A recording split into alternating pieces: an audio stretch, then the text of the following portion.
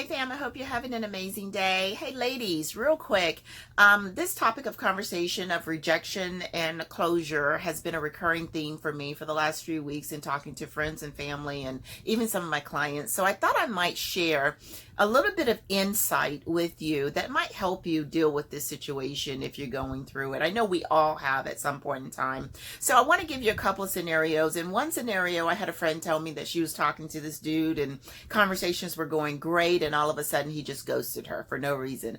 And so she's kind of left thinking, well, what did I do? What did I say? She's backtracking. She's, looking through texts and thinking about, well, what did I do that caused him to just walk away? And then, of course, there's this other situation where this lady was in a relationship for a few years, and all of a sudden, the relationship is done and over with, and dude is gone, right? And she doesn't feel like she really got closure from the relationship. Here's what I want to tell you. So, we have a tendency to feel rejection because, a lot of times we're dealing with these self-esteem issues and we're dealing with feeling not good enough. And so when somebody ghosts us or when somebody walk away, all of a sudden we take it personally and we begin to think, well, what did I do? Or that's where your thinking is wrong, right? Somebody walking away from you, somebody ghosting you, somebody rejecting you has absolutely nothing to do with you. Let me say that again. It has absolutely nothing to do with you and everything to do with them and where they are in their life, right?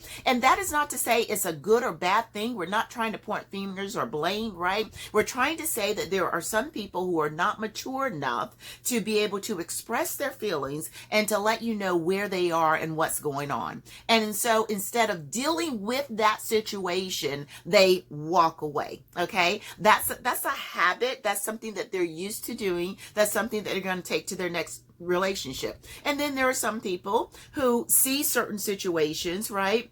And it reminds them of previous relationships. And so they don't even want to get into it, right? And they just feel like, you know what? I'm not even going to do this. I'm just going to let this go. I'm going to walk away. Now, we know that that's not necessarily the right way to handle the situation, right? But both of those scenarios has nothing to do with you as an individual. It has to do with where they are as an individual, right? Where they are in their mental space and how they have learned how to communicate and how they have learned how to deal with situations, right? So ladies, here's what I want you to understand. You may never get closure, and that is okay. You cannot allow somebody to hold your emotions hostage because they haven't decided to talk to you, okay? So what do? We end that chapter, right? We delete telephone numbers. We move on. We keep working on ourselves, and we keep growing so that we can become better people and so that we can learn how to communicate and give better closure in relationships moving forward.